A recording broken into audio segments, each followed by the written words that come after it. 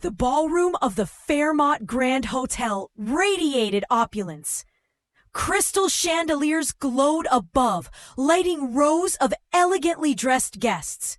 The quiet hum of conversation, punctuated by occasional laughter, filled the air at the annual charity gala. Attendees included influential figures, business magnates, celebrities, and journalists, united for a cause, supporting underprivileged youth.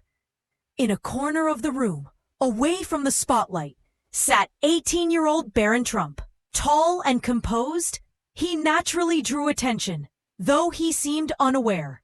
Invited by a family friend, Barron observed quietly, his piercing blue eyes scanning the crowd.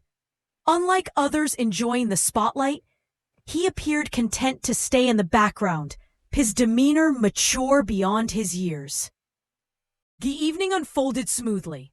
A string quartet played softly as servers moved through the crowd with hors d'oeuvres. Still, anticipation lingered. The keynote speech promised to be bold and thought-provoking.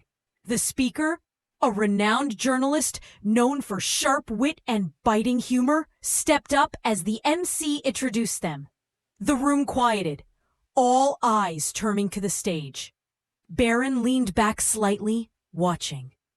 The journalist opened with jokes about city traffic and a past gala mishap involving a toppled champagne tower. The crowd laughed, the tension easing.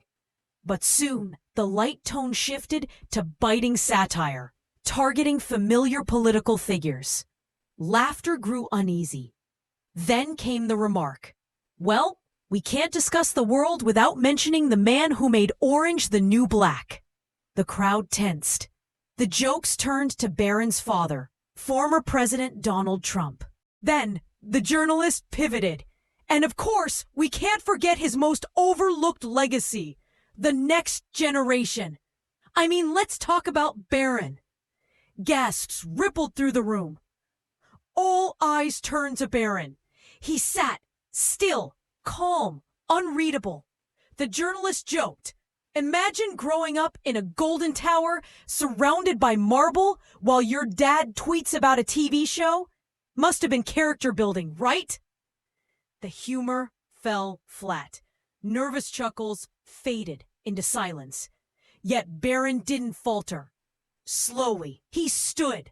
The soft scrape of his chair broke the tension. At over 6 feet tall, his quiet presence commanded attention. He walked to the stage, each step measured. At the podium, he faced the journalist. His voice was steady and clear. "Thank you for your insight." The room was silent. "People make assumptions about me, my family, my life. It's become a pastime. I understand. We're public figures. It comes with the territory. But behind every headline and punchline, there's a person with struggles, dreams, a story. You may think you know me because of my last name, but you don't. Not really." The journalist shifted, visibly uneasy. Barron continued. "Respect shouldn't be earned. It should be given, especially when we don't know someone's story. We live in a time where tearing each other down is easy, but words hold power to hurt, to heal, to divide, or to unite. Maybe it's time we choose to unite." He stepped back, looked the journalist in the eye, and said, "I hope this gives you something to think about." Then he returned to his seat. The room erupted into a standing ovation. By morning, clips of his speech had gone viral, sparking national debates about empathy, respect, and the ethics of public commentary. The journalist issued an apology, but the true takeaway was Barron's powerful reminder: words matter, and dignity lies in rising above.